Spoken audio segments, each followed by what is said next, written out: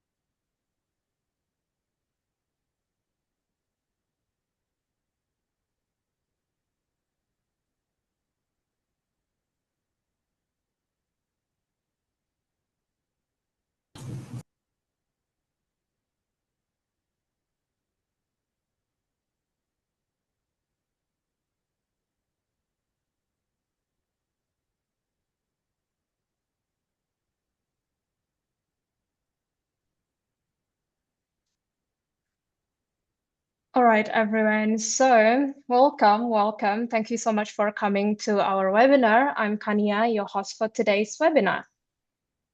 So before we jump into our main sessions, I'm just going to introduce you to this webinar real quick. So this webinar is actually part of a free 5-part educational series called Halal Tourism 101. The series itself is designed to help professionals gain deeper insight into the fast-growing Muslim-friendly travel market. So please do follow us on our Instagram at CrescentRating.Academy so that you will not miss out on the upcoming episodes. Before we get started, here are a few quick housekeeping notes. So the first one is do feel free to engage in the discussion throughout the session because your input and participation will surely enrich everyone's learning experience. Also, feel free to drop any question you have during the session in the Zoom chat.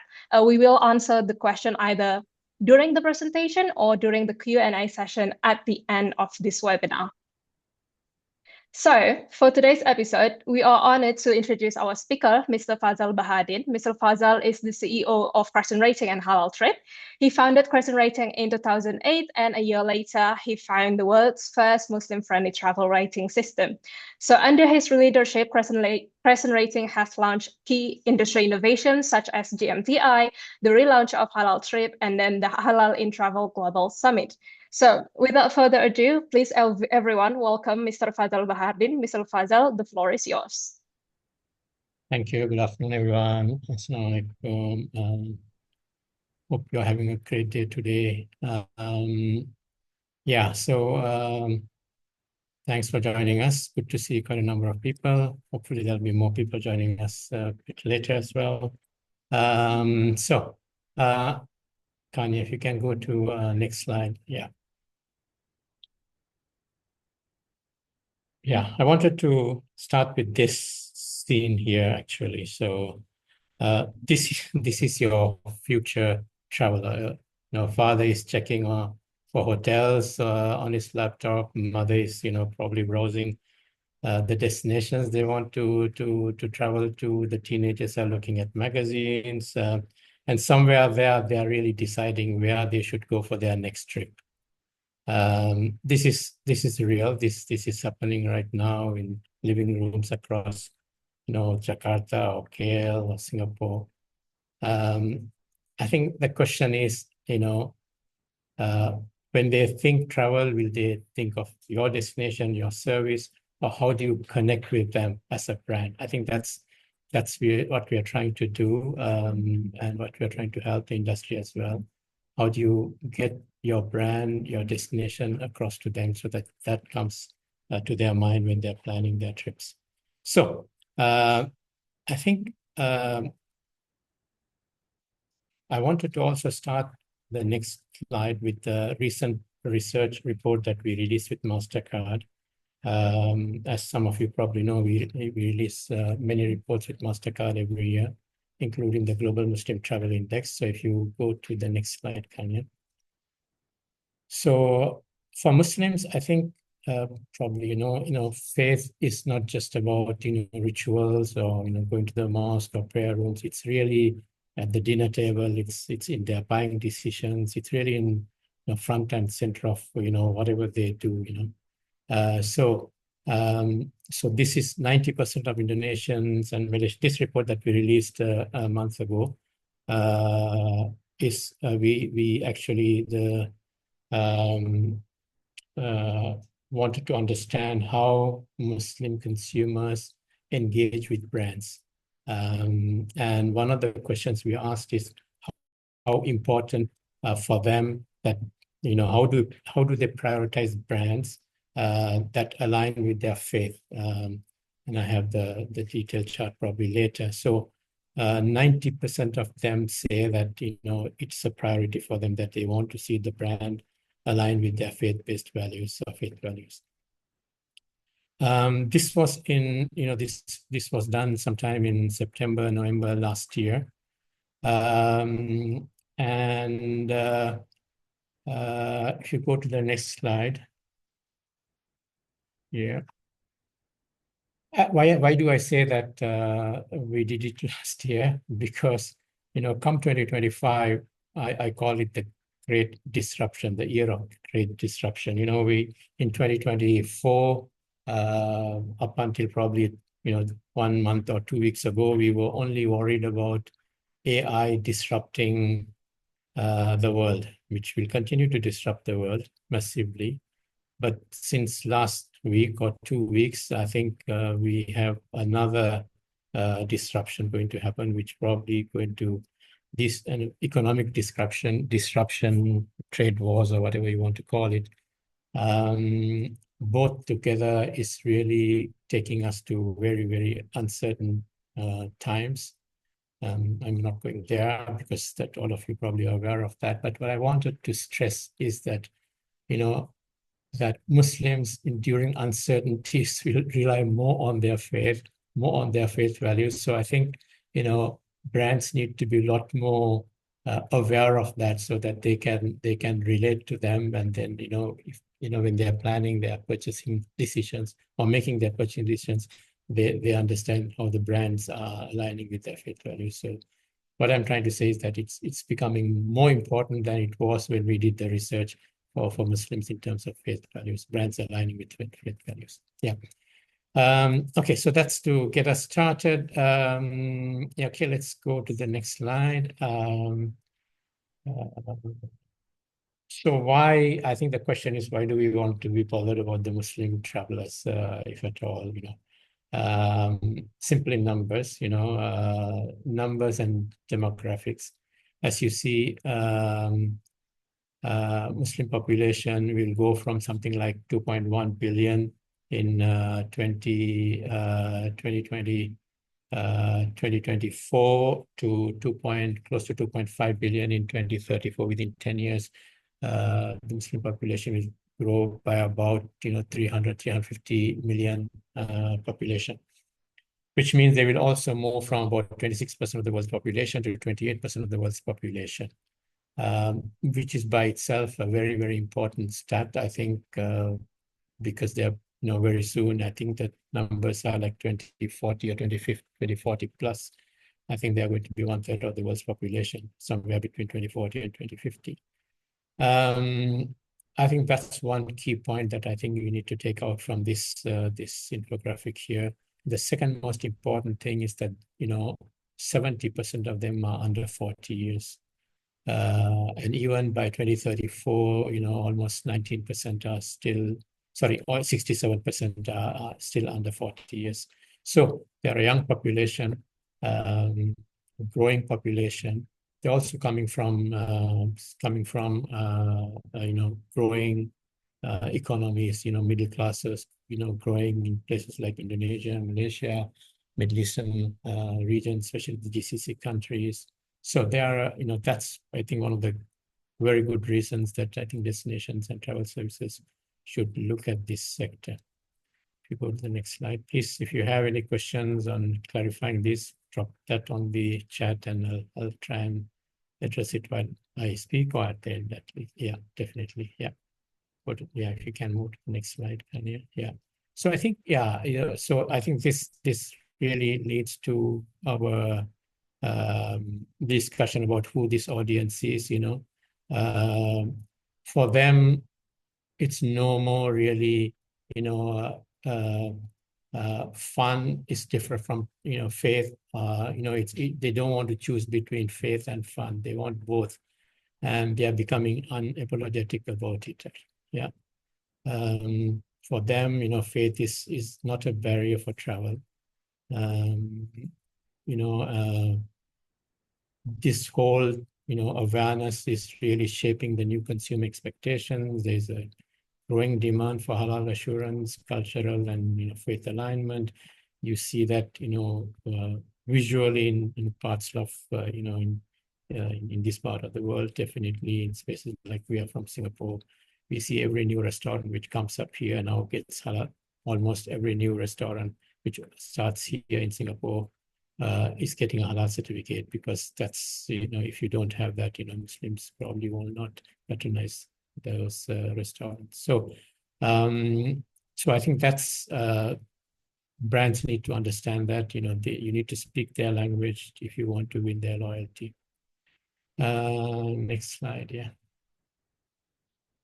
Okay, let's talk a little bit about the travel numbers. How big is the Muslim market?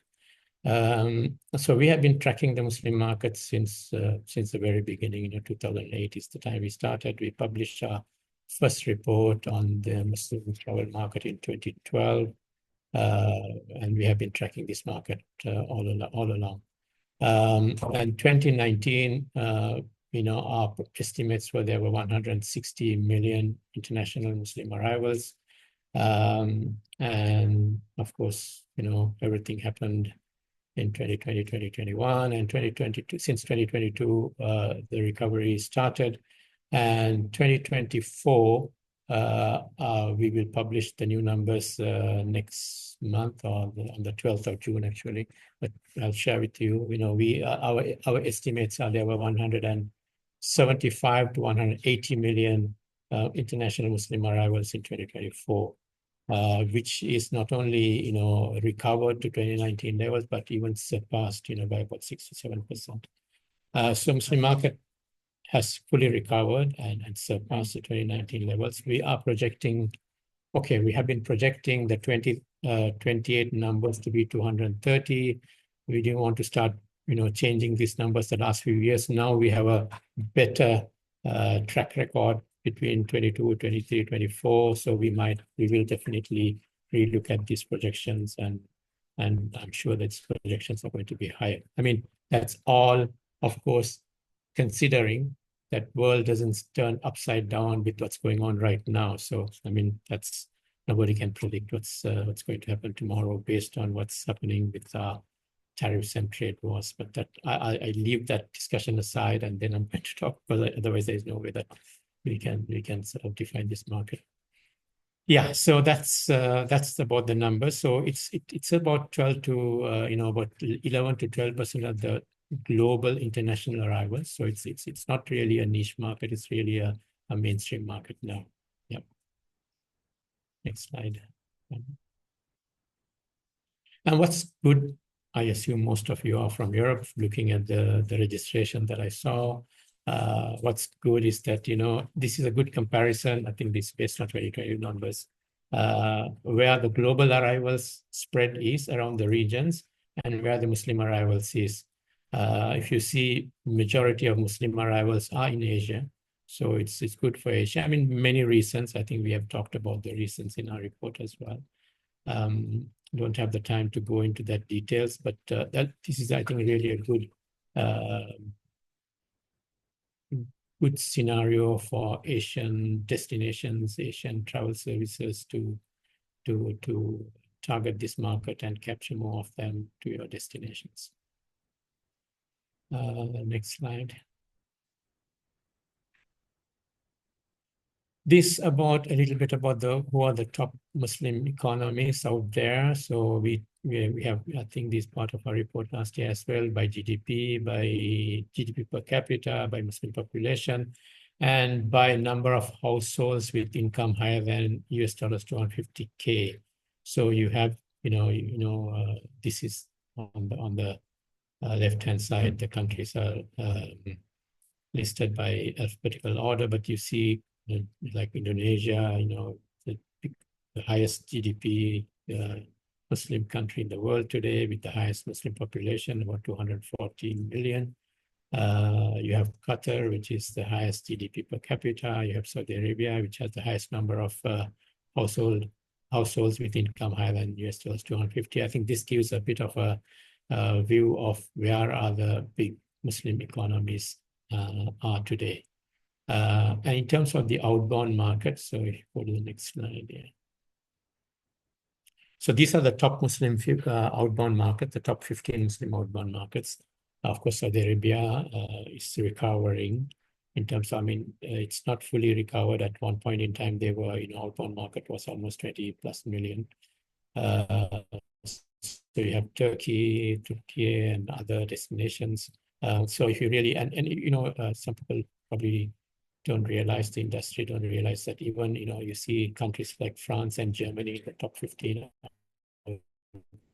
markets, because there is a huge Muslim populations in these countries as well.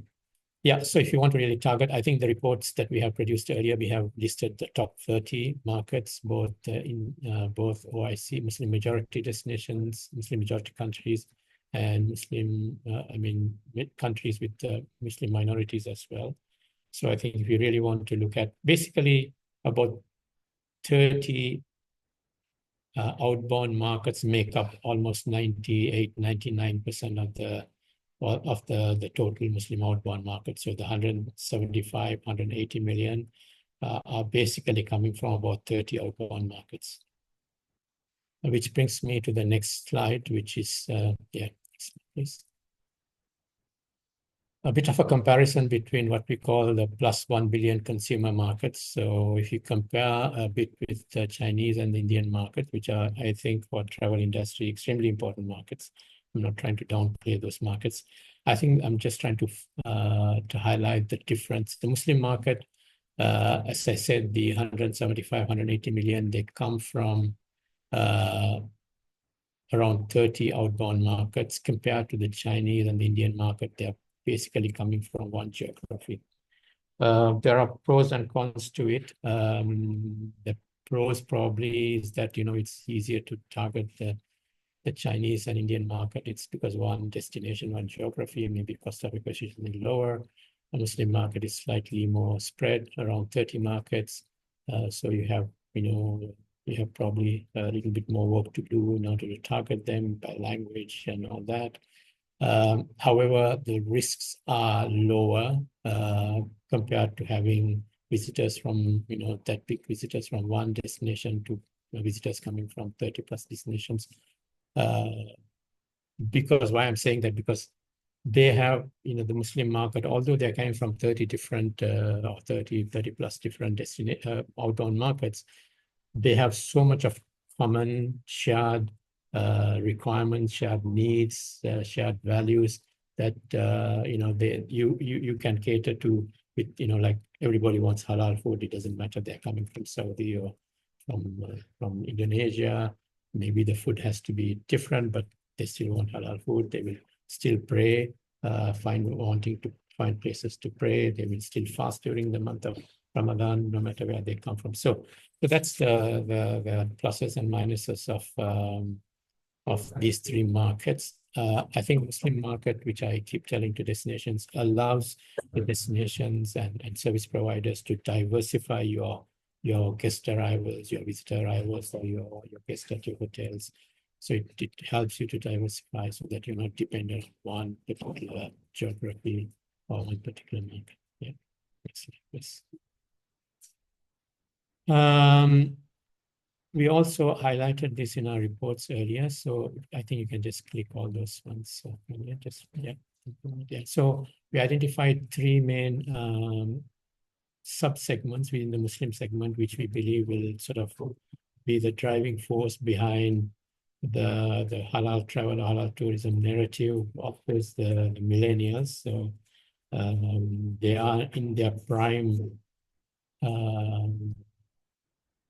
earnings now. Actually, they are probably in the 35 to 45 age group. So in those periods, they're probably in their, grown a lot in their earnings. So they are going to spend money now. Then you have the Muslim women in travel. We released a very comprehensive report on the influence of Muslim women in Muslim travel, including the growth of group Muslim travel and also solo Muslim travel, which is beginning to happen now. We released that report in 2019 with MasterCard. I think the insights are still relevant. The report that we did with MasterCard on millennials is 2017. And then the next generation of travelers who are just getting into the workforce is the Gen Zs, Muslim Gen Zs, who are probably the most influential people now in family decision-making when they travel, because they are probably the most internet savvy or web savvy or probably now AI savvy. They are going to influence where the family goes, what family chooses when they travel, which hotels to stay. They probably have a bigger say than anyone else now. And yeah, so that's the three markets. We have released reports on them. I think some of them are slightly older, but I think they're still relevant. You can pick them up from our website. Yeah, next one. So how can you, connect with this group of travelers and build lasting relationships? That's basically was our research for the brand engagement reports. I'm going to share a bit of what we, what we gathered through our research, which we have published. You can download that report as well. We have published an extract of there are two reports, one for Indonesia and one for Malaysia. Although it was centered around Indonesia and Malaysia, the insights and the data that we gathered, I think, is really relevant across all the Muslim consumer markets beyond Malaysia and Indonesia. Of course, different markets have still some nuances to take care of, but at a very high level, these insights are pretty. You can make that same assumption in other markets as well. So if you go to the next slide, okay.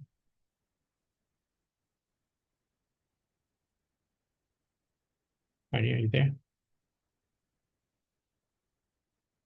Yes. It's already changes. Okay, it's changing now. Okay. So I think this is the first time we did this one, because we did this report. We also wanted to try and segment the market based on Muslim consumer values.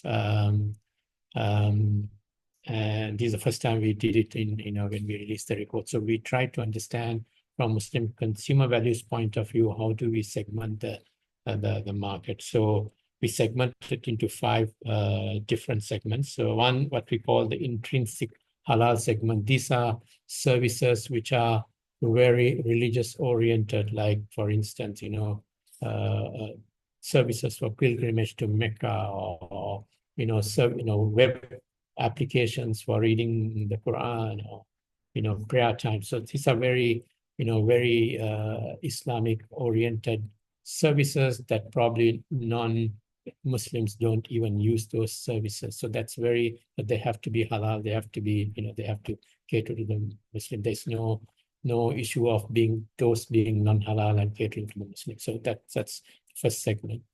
The second segment, what we call is the core halal segment. So these are services like food, medicine, probably, personal care. So they are general products or services or consumer products. But for Muslims to consume, they have to be halal. They have to align with the Muslim requirements or Islamic requirements. So it has, if it is food, it has to be halal food. If it is medications, of course, you can take medications in case that you don't find halal medications, but personal care, banking services, so these have to, especially food has to comply with the halal requirements from Muslims to consume. So this is what we call the core halal segments. Then we have the Muslim-friendly segment, which are basically most of those who have joined today. The travel services fall under Muslim-friendly services, I would say. So these are hotels and theme parks. These services, Muslims would, if there is no alternative, they probably will still use those services. But if you really want to engage with Muslims, these services need to become Muslim-friendly, like hotels and theme parks and all that. So, so that's the third sector. The fourth sector, what we call neutral segment, these are, you're selling electronics or you're selling white goods. So there's no real halal or non-halal in that segment. I mean, when you're selling, of course, it's all about the branding, whether you're connecting with Muslims through branding and all that. So the product itself, there's no halal or not halal in that. And then you have the non-halal segment, which is Muslims will not touch those segments like alcohol or gambling and things like that. So that's what we wanted to define the segmentation so that it's easier for brands to sort of position themselves in the right segment, so that they understand within this segment, what should we do? Our research for Malaysia and Indonesia in terms of brand engagement was focused on the core halal segment and the Muslim-friendly segment. But you can use those learnings to even the intrinsic halal segment in terms of branding and the work that you need to do around the product, also for the neutral segment. So for you, if you look at the report, I think most of you in the travel industry will fall on the Muslim-friendly segment. Yeah. Next slide, please. I think this is what's probably the most important insight that I wanted to share with all of you. So the question that we asked is, what are the important factors when choosing a brand? Indonesia and Malaysia. If you see here, for Malaysia, number one was halal certification or Muslim friendliness of a service or a brand. Then comes quality, then comes price. For Indonesia, it was slightly different. It was quality first, halal certification and Muslim friendliness second, and price third. But they're all very close to each other. So I think these are really, I think I wanted to concentrate on two main insights here. First is these top three, because they really are, I believe, are the most important ones when it comes to engaging with the Muslim consumers as brands. And if you see, I wanted to also show the last one on that list, which is brand reputation.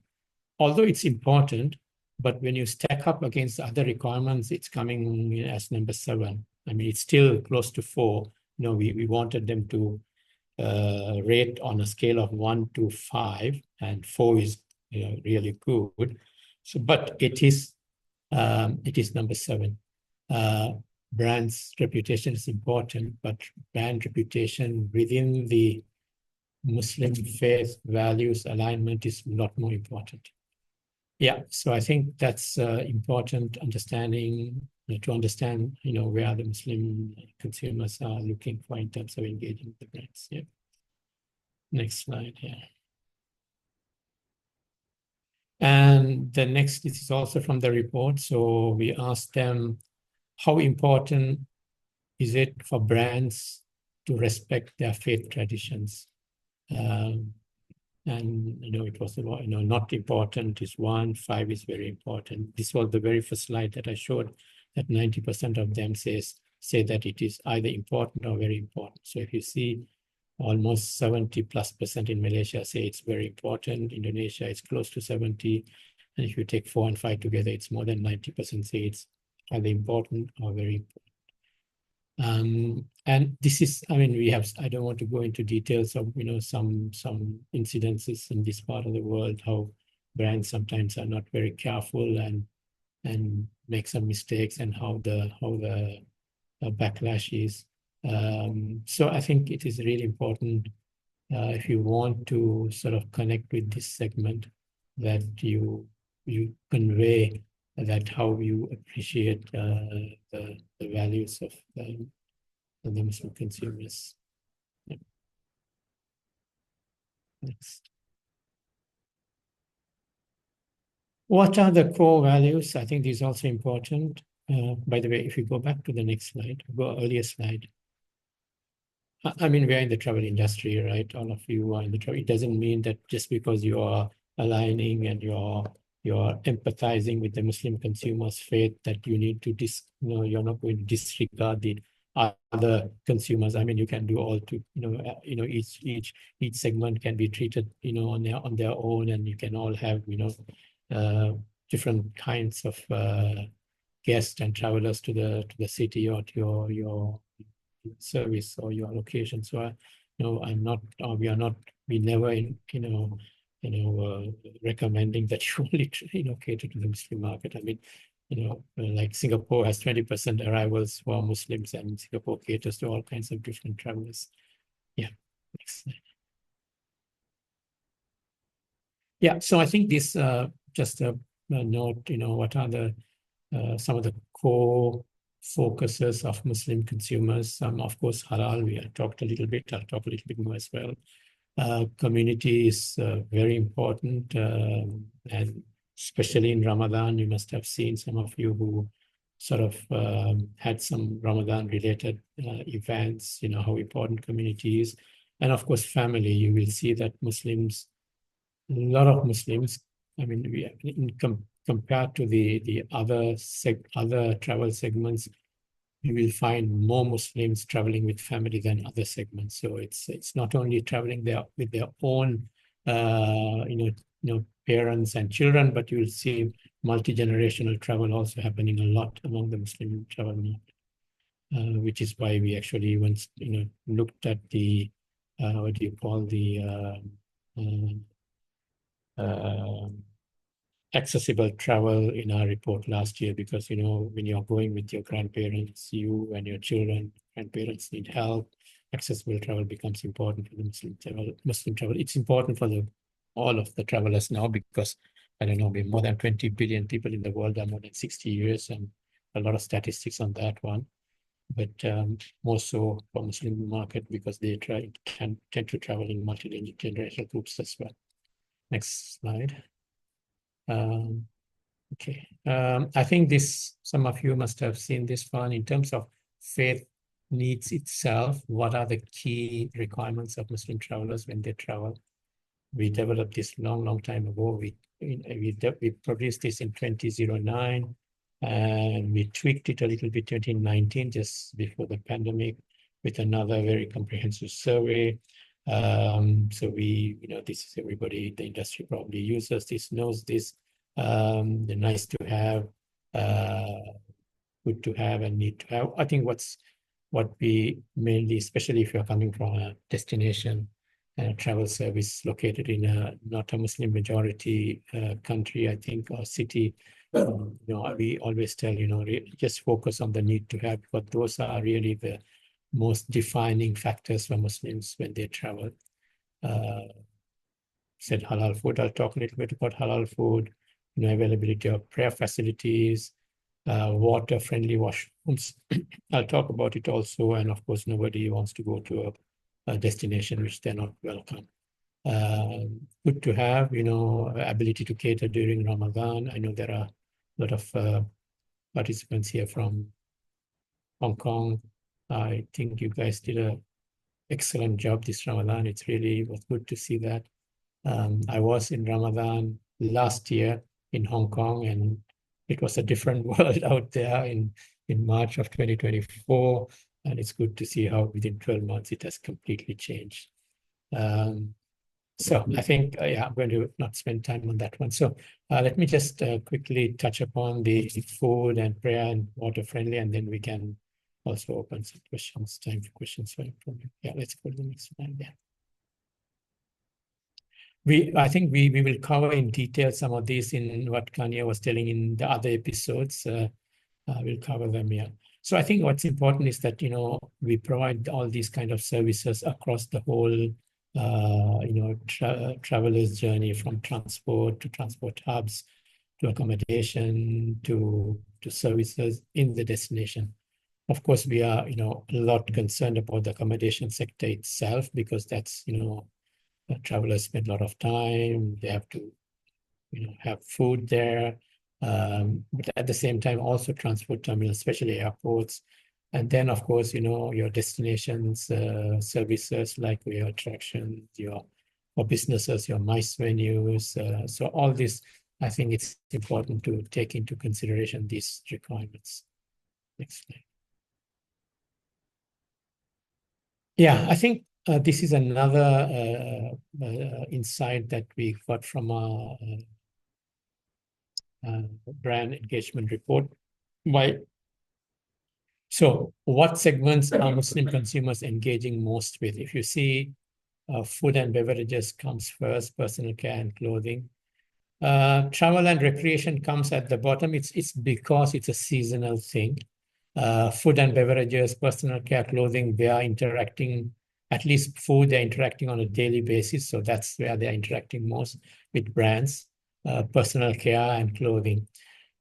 I think we should, even if you are not in the food business, if you are in the hotel business, if you're in the attraction business, I mean, what this shows is that you can make food the angle to get consumers to engage with you, because they are engaging with food. And I think Mira Hotel is here as well. I think it's a good example of how the Ramadan iftar, which is food related, got so much of engagement with Muslim consumers across the world, which was really great to see. So I think these are good insight to sort of leverage on. Next one. Halal food, I won't go into so much of detail. Most of you probably have a fair idea of what halal food is now. Halal, of course, halal means, being permissible for Muslims to consume, to use. Halal food means permissible food. It's a command for us in our religion to only eat halal food. We are not supposed to touch non-halal food. So it's not really an option. It is a must, that we cannot eat. Muslims are not allowed to eat non-halal food. When we say non-halal food, we are mainly looking at a few things. We are looking at, pork, we are looking at alcohol, and then making sure those substances don't get the others don't get contaminated with those substances, those ingredients, and also when it comes to meat itself, that they are slaughtered in a specific way, which is very similar to it's Jewish or Muslim. They are very similar requirements when it comes to slaughtering and using meat. Yeah. Haram is the opposite word of halal. We generally tend to use non-halal, but the Arabic word is actually haram, which I mentioned. I said pork, its derivatives, animals, who are dead animals. We can't use consume them. When I say dead, means that the animal should be alive before slaughtering. If an animal is already dead, if you find an animal dead on the street corner side, you cannot then consume the animal. So that's no blood, no intoxicants, rodents. I mean, we don't probably hear that most, but you're not supposed to eat reptiles, rodents, insects, animals. Of course, insects is a big discussion going on now, I know. Which probably needs another discussion, but yeah. So, but pork is the most used meat substance there, so that's why it's mentioned more often than the others. Yeah, next slide. Let me see. Yeah, I think we can skip that. It's getting at 3 point. Yeah, let's go to the next slide. Yeah, so I think this is something that I think which is important that most of you, I think it's good to know. What is the level of halal food assurance acceptability among the Muslim consumers? So we have classified this into two types of assurance. One is assurance provided by an independent authority, which is what you get as a halal certification. The certification body, generally you have a certification body in a country who will provide that certification. If it is a restaurant who are certified, which means the whole restaurant only provides halal food and there is no alcohol served, generally, I mean, it will be acceptable for, this is the ideal scenario. Then you have a scenario where the kitchen of the restaurant is certified. So all the food which comes to the restaurant are from this halal kitchen. But the restaurant might still serve alcohol. So you have that in Singapore as well. This is acceptable of many. There are some who will still avoid this because they don't want to sit around alcohol. The other one, which is not very popular in some countries, but some countries they are, in the UK, probably in Hong Kong as well, that partial menus are certified by certification bodies. So you have a restaurant where you have some halal, some not halal, but there are very stringent requirements which are set by the halal certification bodies to make sure there are no cross-contamination. And this is, especially if you're traveling, and then this will be still acceptable to some.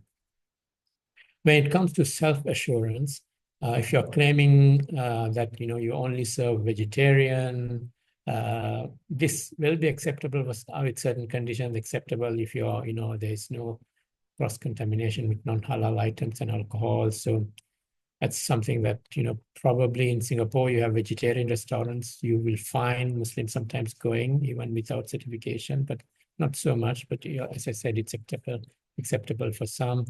If you're self-assured and if you're saying, I have halal food as well as non-halal food, it will be not acceptable for many, actually. I put some here. It will be only acceptable for some. It will be not acceptable for many. This is very different from partial menu or certified, because here, consumers will know that it has been certified by a certification body, and they have put stringent conditions to avoid cross-contamination. You're self-assuring. You don't know whether you're having that kind of SOPs in place. If you claim that you're serving only halal food, you have plenty in Singapore where Muslim managed. This is acceptable for many. It's evidently Muslim managed. So they will still. The understanding is that they are Muslims. They know what's halal and not halal. So many will still accept. Acceptable for many. If you claim halal, you have no certification. If it's not evidently or obviously Muslim owned or Muslim managed, chances are not many will walk into that restaurant, because just because the Muslim consumer will think, how does he know about halal? Yeah, so I think that's good to know. Next slide. I'm going to fast track. I didn't realize. And prayer rooms, Muslims are required to pray 5 times a day. Doesn't require a lot of space. The only complication is that they need to wash their face, feet, and hands before praying, and that requires some level of water-friendly kind of places to do that ablution. Yeah. Other than that, I think it's straightforward. Next one. Yeah, I think this is something that Muslims feel very uncomfortable if it is not there. I mean, that is Muslims by practice, by how they are brought up from small days, use water to clean themselves after going to the toilet. And you have, different setups in this part of the world. You have hand showers, which are linked, connected, or you have, bidets. Of course, I think more and more are setting up what we call, Japanese toilets. I think you can find them more and more in places like even with Korea, Taiwan, and now in Hong Kong as well. So I think this is something very uncomfortable for Muslims if we don't have it. Yeah. Next slide. Okay, just a little bit of what we do in terms of how we rate. So we provide rating and accreditation for all kinds of services, from hotels to attractions to shopping malls to activities.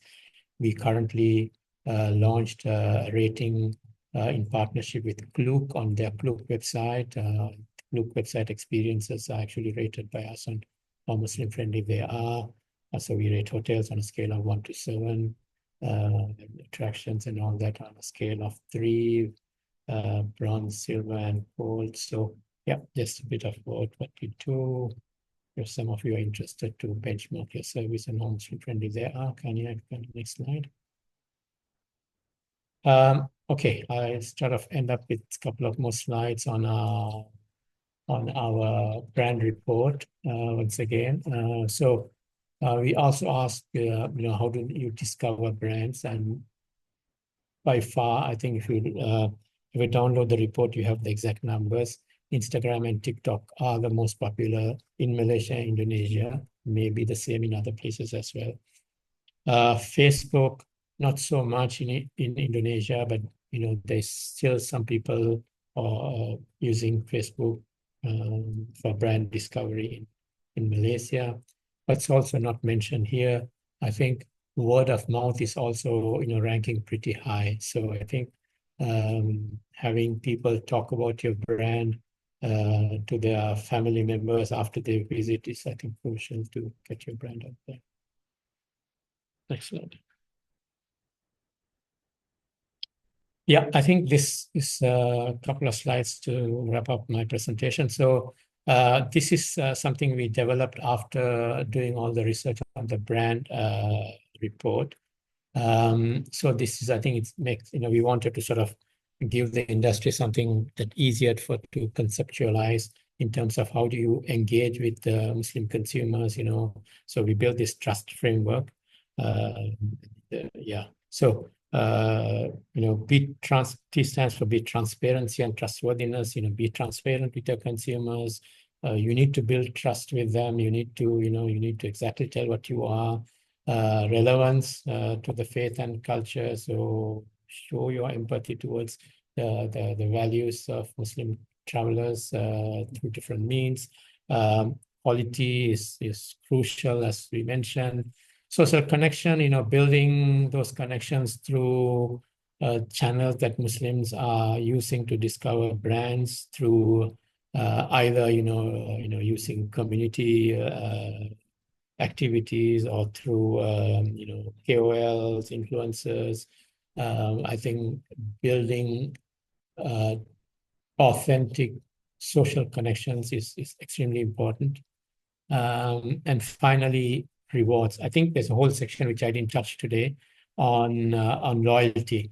How do Muslims and what level of membership do they have for loyalty programs? What do they expect from loyalty programs? And then also we talked in the report, we talked about why do they switch brands as well. So I think rewards have to be very thoughtful. You have to make sure that you do. I always give an example where I'm talking about 15, 20 years ago, when my mobile service provider wanted to reward me for being an excellent subscriber to their mobile service, and sent me a wine bottle, which is really not ideal.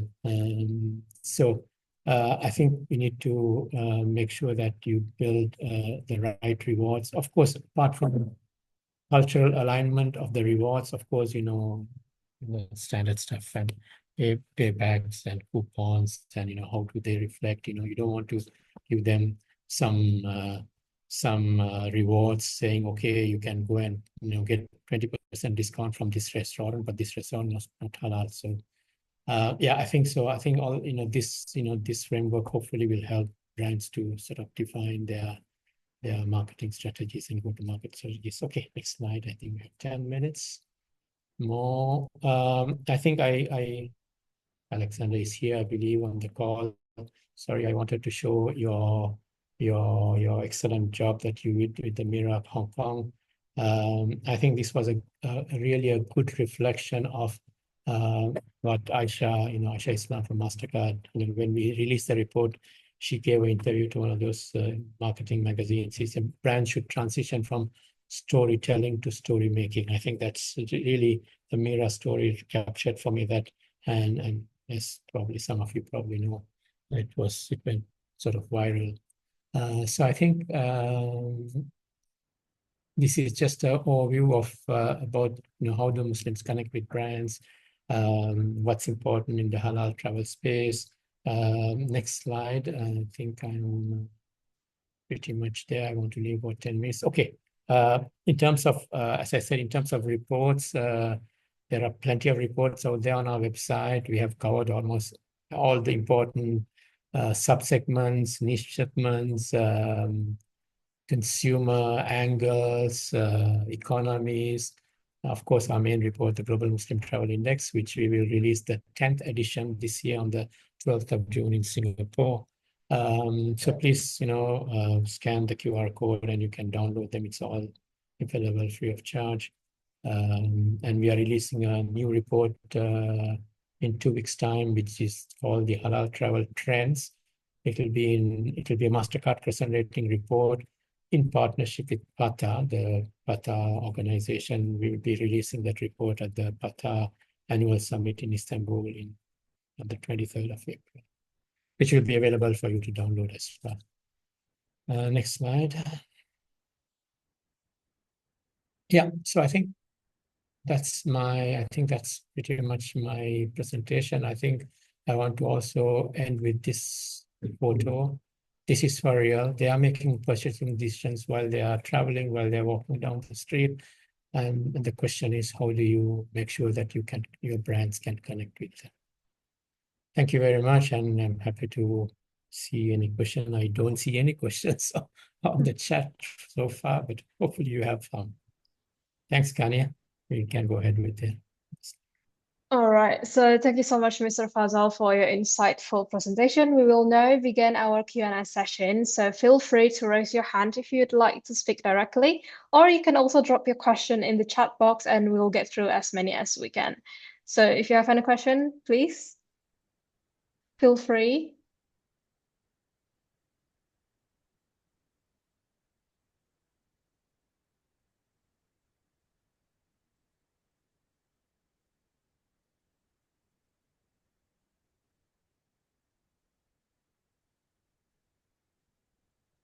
More questions?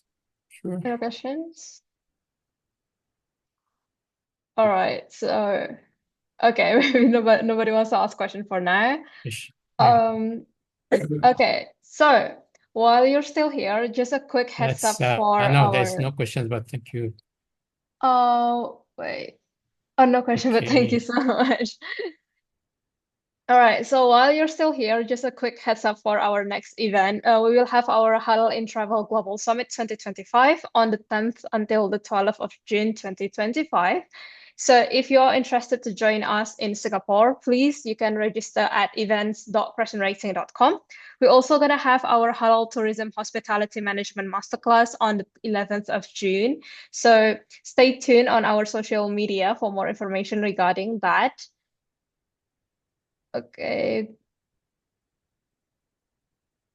And just a couple of important reminders before we close our session.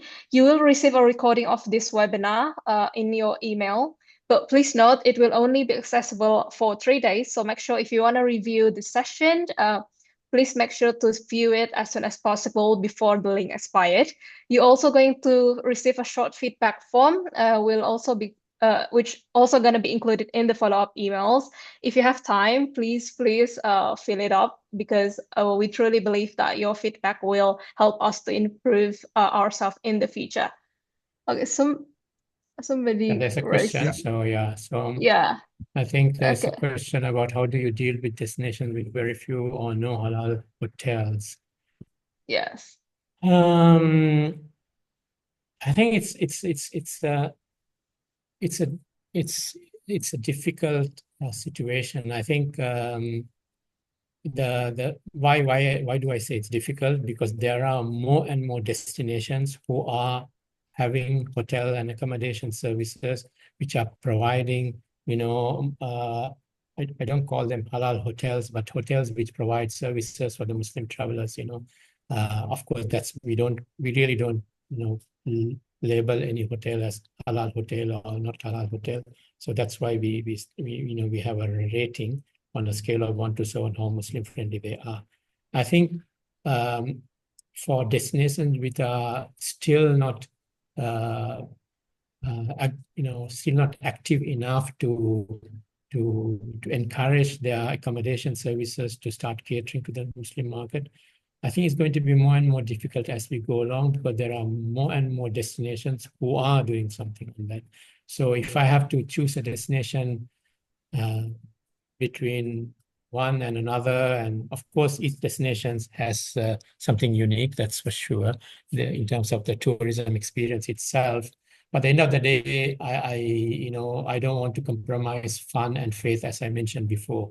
I want to have both fun and I want to protect my faith as well.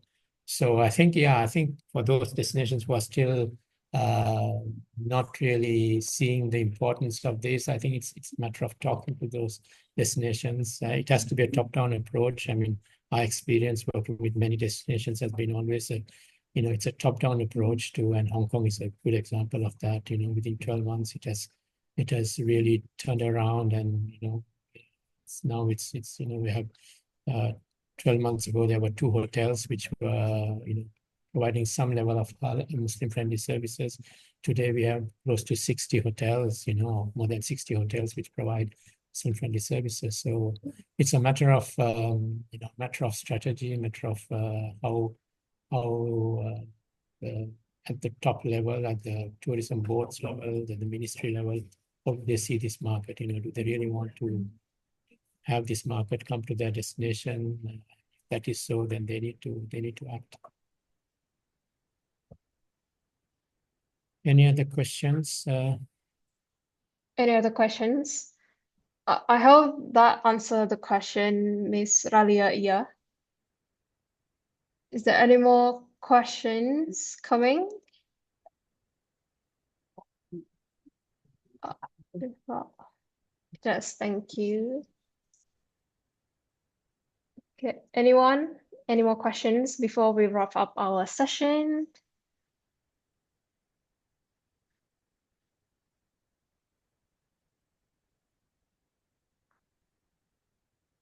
No more questions?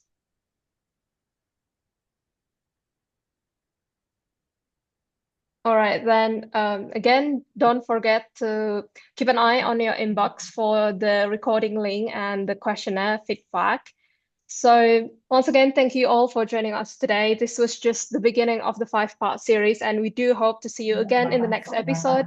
Don't forget to follow us on Instagram at CrescentRating Academy for updates. Until then, thank you so much. Take care and goodbye. Thank you. Thank you.